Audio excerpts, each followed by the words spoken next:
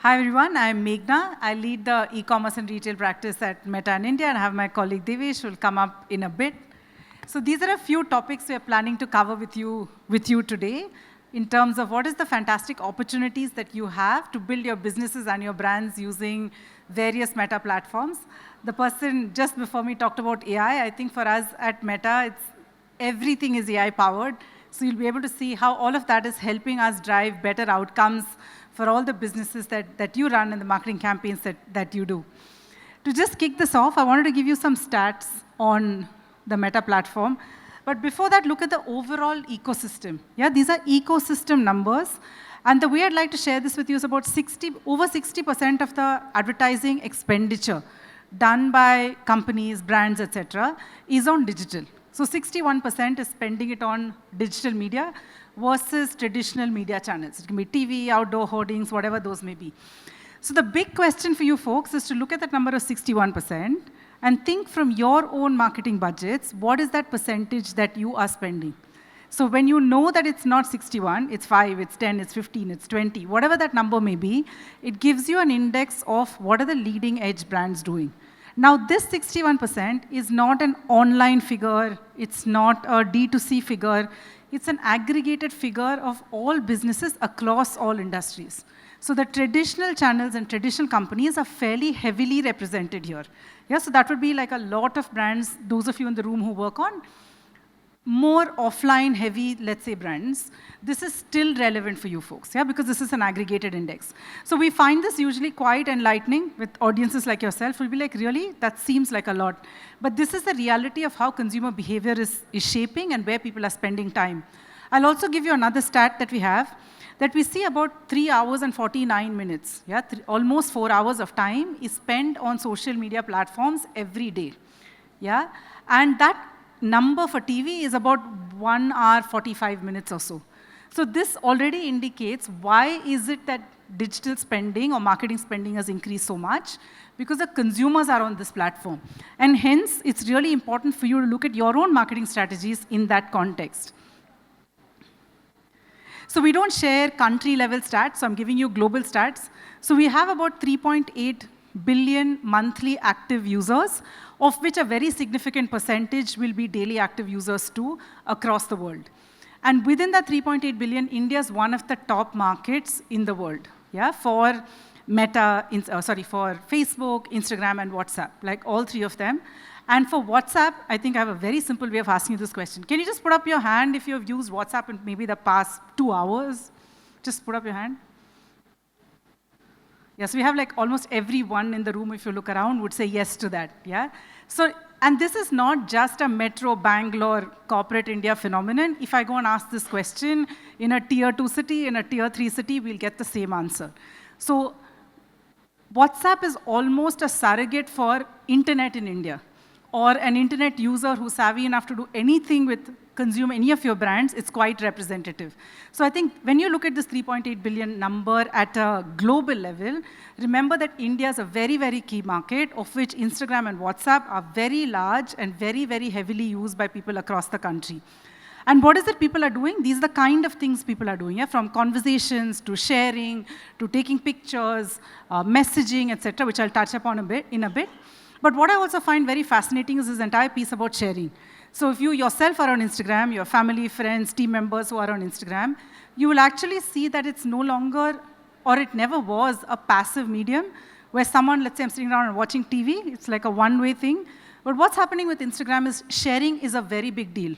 So you actually look at content which is interesting and you're constantly pushing it out to people that you know, because in a way, your brand image as a person is built on the kind of content that you are sharing and how interesting your persona is. So it's a very engaged platform that people are using on a very regular basis. So if you needed to take away one slide in the next 20 minutes, I think this is the slide you want to take a picture of and remember, because I'm sure you're going into a lot of presentations and doing a lot of fun stuff, but this is all you need to know. The 3 things which are really big in social media and on Meta are these 3 things.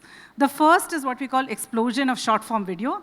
Short-form video is Reels in India. So in India, we're lucky that we only have Instagram. We don't have other major platforms on short-form video. So Instagram is absolutely exploding. And on Instagram, Reels and video are where people spend about 50-60% of the time. So the question you're going to ask yourself as a brand builder or marketer or someone who works with an agency or someone who gives a brief to a marketing team is, hey, what is our Reel strategy? Are we on Reels? How are we on Reels? How are you using Reels effectively for your brand, marketing, sales, campaigns, etc.? Very closely linked to that is the second pillar, which is about creators or influencers. Yeah? Creators and influencers absolutely drive discovery. And in the fashion segment, they're by far the top channel of choice for recommendations for consumers across the world, India included. So the second question you're going to be asking is, what is our influencer strategy? Who are the influencers and creators that we are working with? What kind of content are they creating for our brand? And what are the marketing strategies that we have in place to be able to amplify this content? I think that's the second most important thing. But also keep in mind that while creators may have a certain following, it's not that when that creator puts out a post, everyone in their following is going to see that piece of communication. So it's really important that you amplify that using various media strategies, which is various kinds of ad tools on Meta. Why that also helps is, let's say there's me and there's a colleague of mine. Both of us may have very similar interests, but for some reason we're not following the same influencer. So what the platform, which is entirely powered by AI, is able to figure out, that Meghna and this other person seem to have a ton of similar interests. So if she's reacting or responding positively to a creator content through an ad, I should be able to show that to other people who behave in that same manner, even if they don't follow that creator.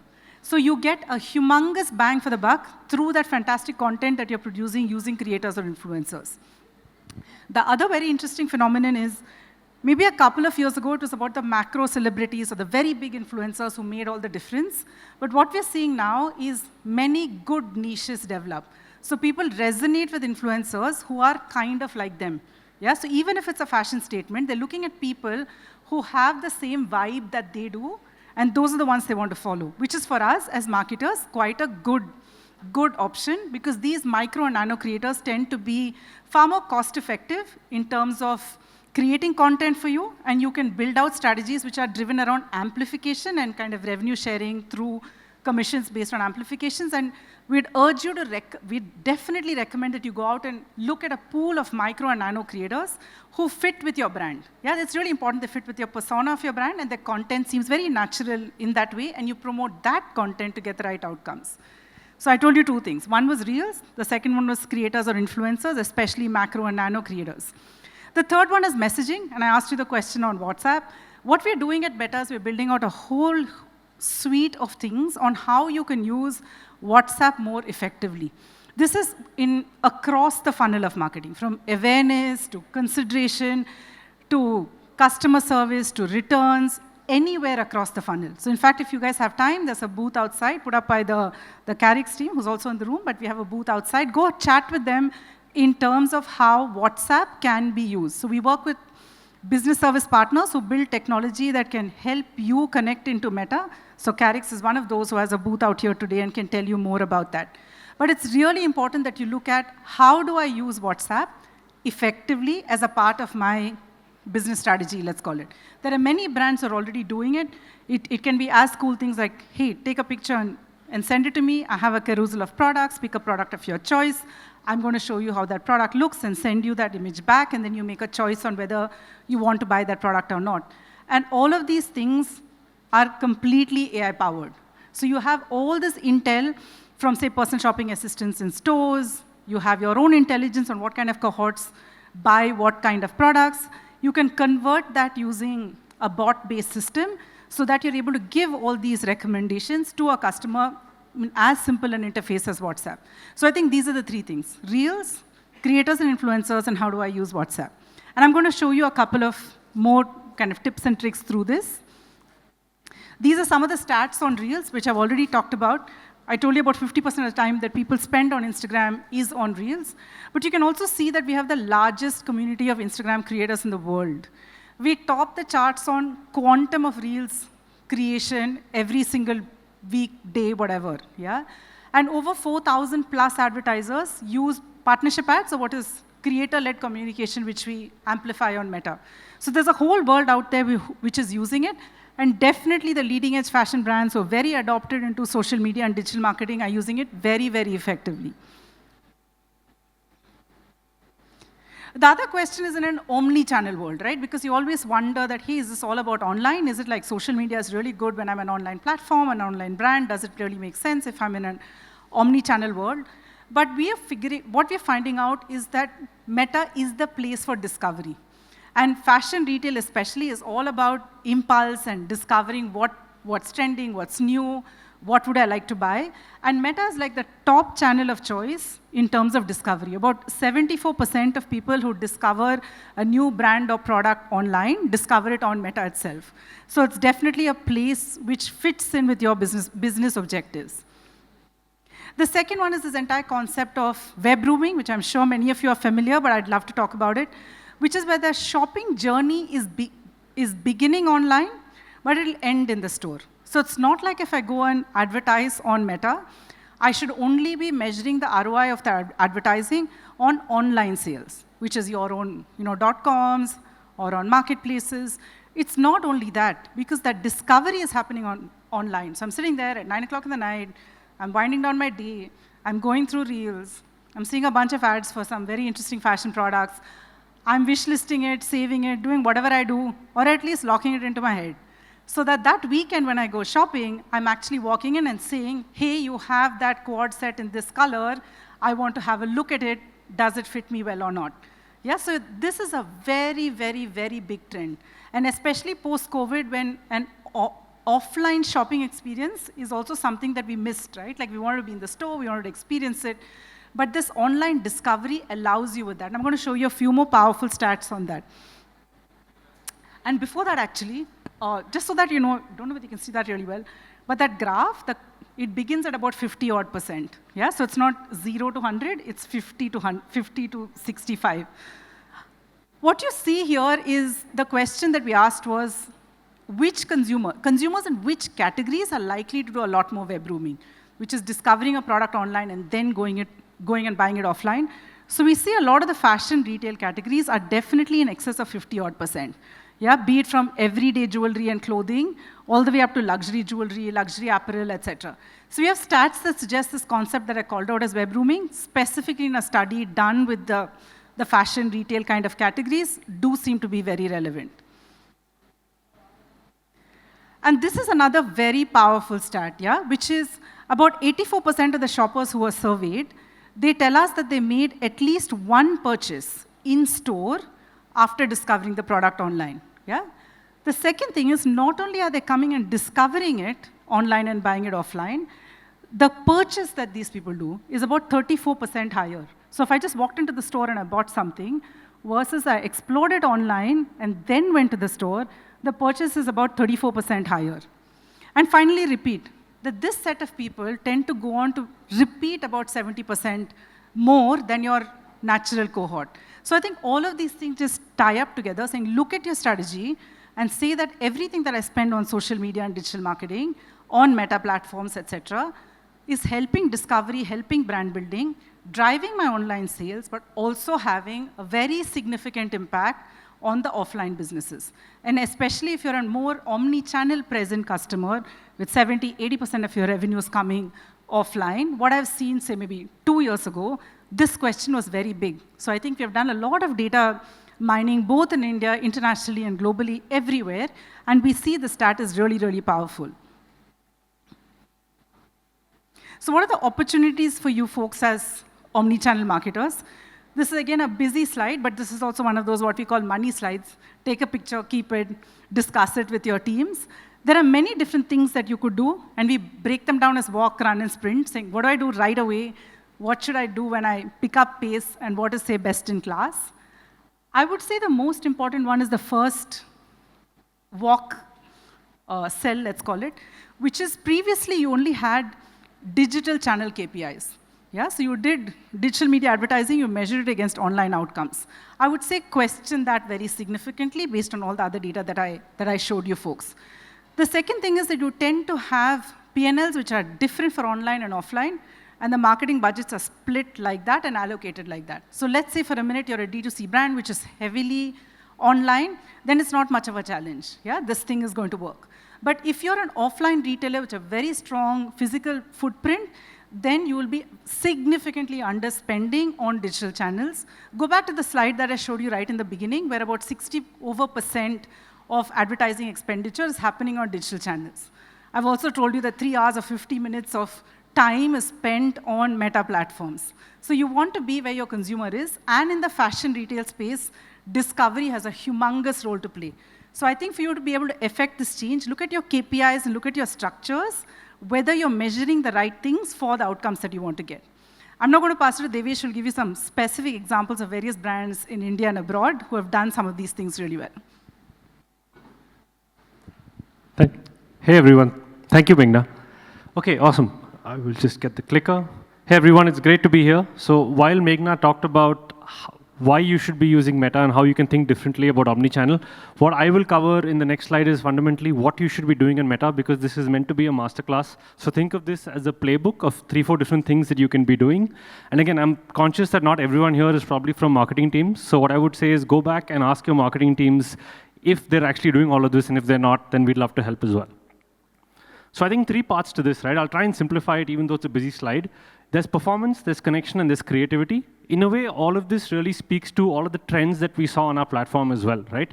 Now, what we really want you to do, and again, I'll break this up one by one. So we'll start with performance, where the first thing you really want to do is have a really good platform and a base where you're able to sort of have the right architecture to send the data back for Meta to know what's working and what's not, so that you can tap into our AI solutions, right? And I'll talk about what that looks like as well.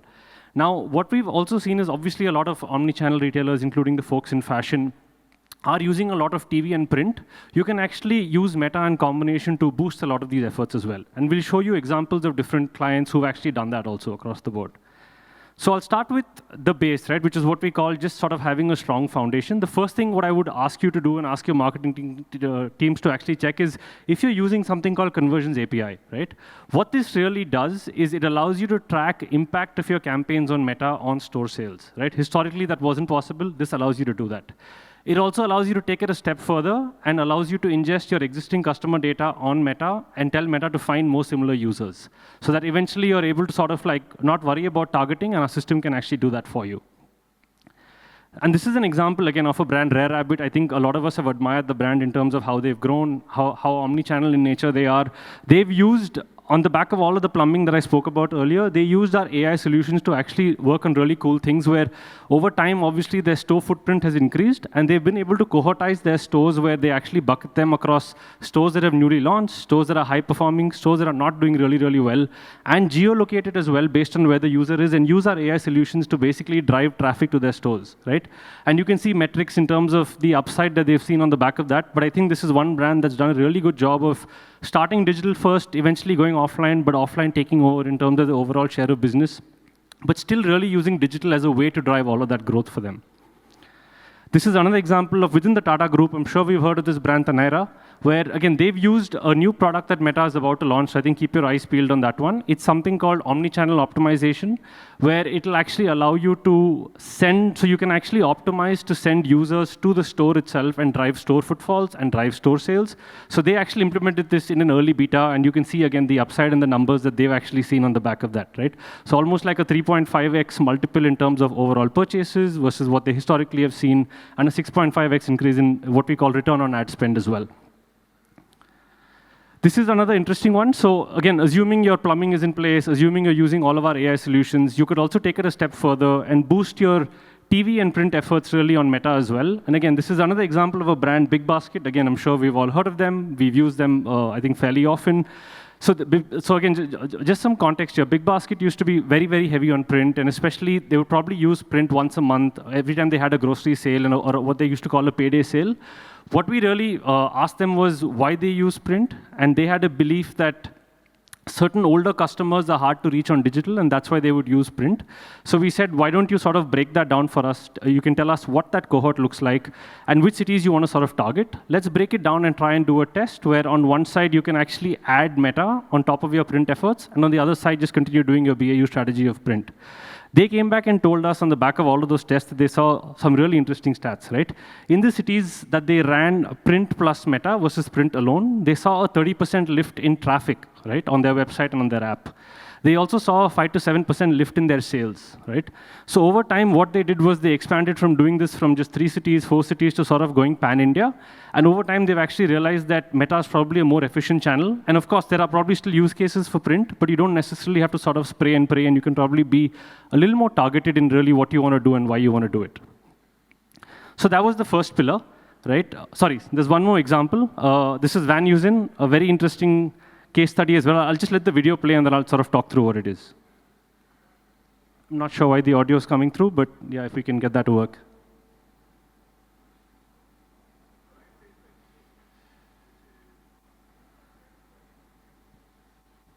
Okay, so what this is really talking about, since there's no audio, I'll probably just skip to the next slide and just explain. Now, I'm sure a lot of us run something called BHTs or brand tracks with different companies, and you sort of track success by seeing movement in these KPIs over time. But I think there are some limitations, at least the way we see it, in terms of how that brand track is really run. You really can't see a breakdown of what every channel is doing for you, right? And therefore, correlating your marketing efforts to your movement in brand track is a little hard to do, right? So we worked with a company called Cross Media that actually can integrate as a technology into a Kantar, into a Nielsen, to be able to give that to you, and we did this for Van Heusen as well. And the big thing that you'll see on the chart on the right is basically investment share and impact share, and you can actually see for Meta, against an investment share of 5%, the impact was about 23%, right? And what you can see that breakup as well across different channels. So I think a lot of us tend to sort of believe that TV drives a lot of impact. But on this chart, you can actually see for a 50% impact share, sorry, for a 50% investment share, it only drove an impact of about 22%. What you see on the left is also, again, metrics that they cared about in their campaign, whether it's font awareness, consideration, and imagery, and how each channel performed as well, right? So I think the advice that I would give you is go back and ask your analytics teams that are running sort of brand health tracks, if they're able to give you this view of what channel is really doing what for you, so that, again, you can all take informed decisions on how you should probably change things up. So that was the first pillar in terms of like AI solutions, how you can sort of use print plus, and also use your entire TV solutions to aid your marketing on Meta. The second one I think Meghna spoke about, which is just some use case on WhatsApp. And I think this is a snapshot of all of the use cases that sort of is out there across the funnel. So I won't spend too much time talking about this, but I'll really cover examples of what we've seen, again, work in the industry really, really well. I'll start with Tanishq, and also this was implemented with Carix, the team sitting right here as well, where the whole idea was how do you use digital discovery to drive store footfall in a measurable way. You'll see a video that sort of will actually play in a second, and this is something what we call a click-to-WhatsApp campaign, where essentially the ad discovery happens on your Facebook feed, Instagram feed, or your stories, but eventually it clicks to WhatsApp, right? So these guys actually ran it when they had their Festival of Diamonds sale going on. What they really did was try to ask the user, where exactly are you located, so that they could send information of the nearest store along with an offer as well, and eventually incentivize them to come to the store, right?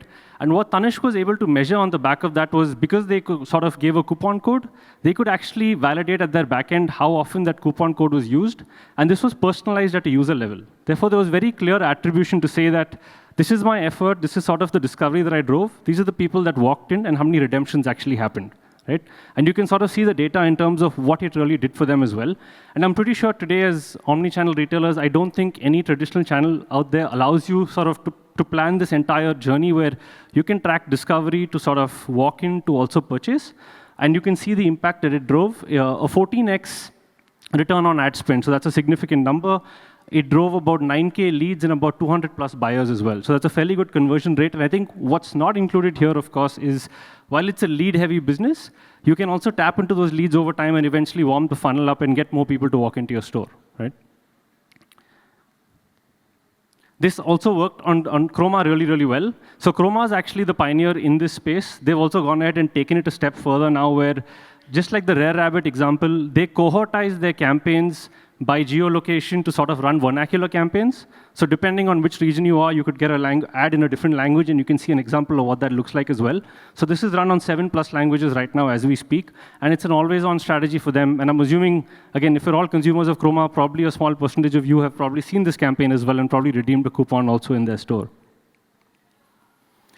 And I think this is a beautiful example of how things can all come together. Again, the visual is probably not the best, but I'll try and explain what that is. But imagine you're doing a print campaign. What we really recommend and what we've seen really pick up in the industry is just integrating your QR code of your WhatsApp bot in that print campaign as well, just to make it actionable for the user, right? So whether it's an offer, whether it's an incentive to get them to walk into your store, or to your website, or to the app for that matter, just having a QR code there and having that action makes a big difference and also increases your ROI on the print campaign itself.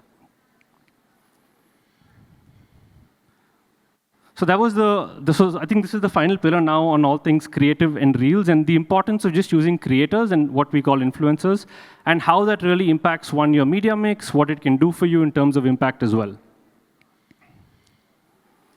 So the first thing that we say, which is table stakes, by the way, on our platform, which I think is unique to any other platform, is just the number of surfaces that we have, right? And I'm sure all of us use our Facebook and Instagrams every day, and you can sort of see how there's a reason for every surface to exist and the use case for it, right? The feed behaves very, very differently versus stories versus reels, actually for that matter as well. And this is a brand called Louis Vuitton. I'm sure we've all heard of it. And you can sort of see the same campaign, how it's come to life in literally 3-4 different ways, just on the back of how they've used every surface to its best, including the extreme right, where they've got a creator talking about the same campaign as well, right? We've also done a survey that talks about how today it's not just about what the brand talks about itself, but also about what a creator has an opinion to say about you. Right? So the example that I always like giving, again, not in the apparel space, but just to sort of draw a parallel, is today, every time a tech company launches a new phone, take Apple for that matter and the iPhone, you don't really care about what Apple has to say about it, but the creator that you follow, what his opinion of that phone is. And that's what will take you to decide if you're really interested in it or not. And I think this is true across categories, across different brands. It's not just a function of what you say, but also how the influencer ecosystem around is sort of backing that up as well. So I'll play one more video. Let's hope the audio works this time, on Tanishq again, in terms of how they really used a good amount of creators and also used the art of digital storytelling really well. The context here, of course, is that it's a brand that we all love. It's a brand that started in the traditional age and not the digital age, but how they've been able to really port to the form of digital storytelling as well.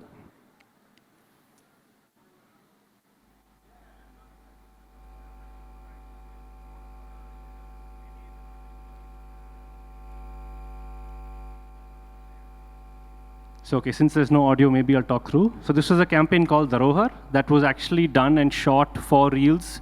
So I think the context again here is what happens is that when most of us have campaigns, we typically shoot for, first you shoot for TV, then you'll possibly shoot for print.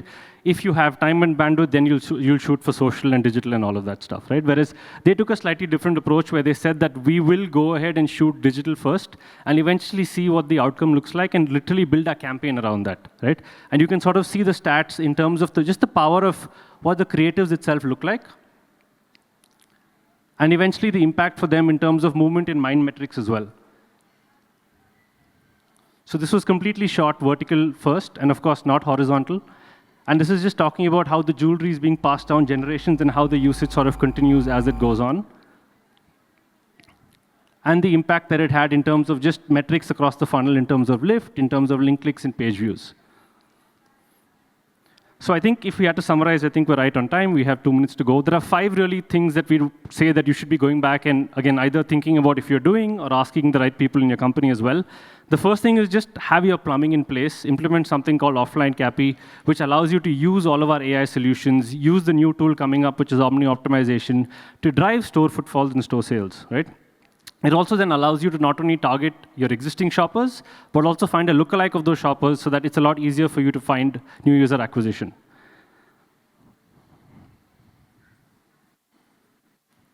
Okay, I don't think the clicker is working. Sorry, if you have control, could you maybe just click next a couple of times?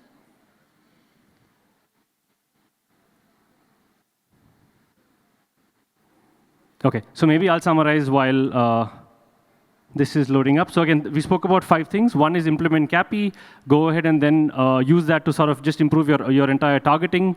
You then want to use our AI solutions, back that up with aiding your print and TV efforts on Meta, and eventually just make sure that you're using Reels along your entire media mix and also having creators in the media mix as well. So these 5 things are sort of what we'll talk about. And again, if you're looking to actually double-click a little bit more on the WhatsApp side of things and the solutions there, and how you can use the click-to-WhatsApp example that we spoke about to drive offline footfalls and sales, I think Carix has a booth, C29, if I remember correctly, so feel free to walk up to them and have that chat, and they can take you through some more detail.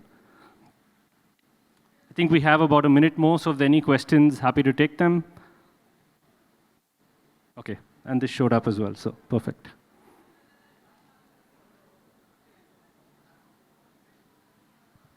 Yeah, we spoke for like 30 minutes, so I think one question we should get. Any questions? Great, thanks a lot. Thank you for your time. Okay, there is some hand, so I will take the question.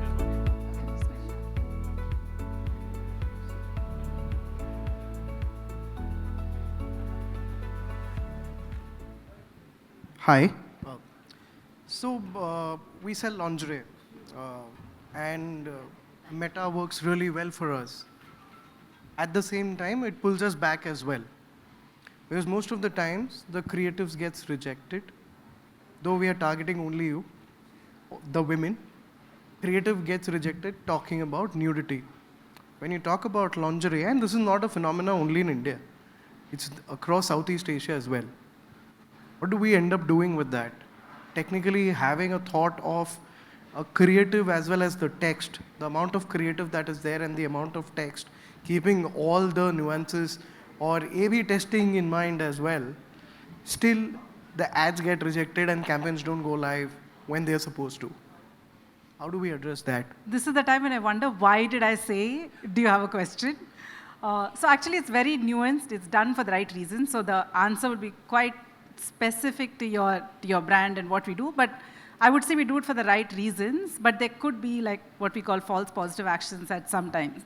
So we'll have someone on the team work with you to give you that guidance to help solve it. Because I think right now, in terms of managing privacy or managing, data nudity and stuff like that on Meta, a lot of scams are any which ways.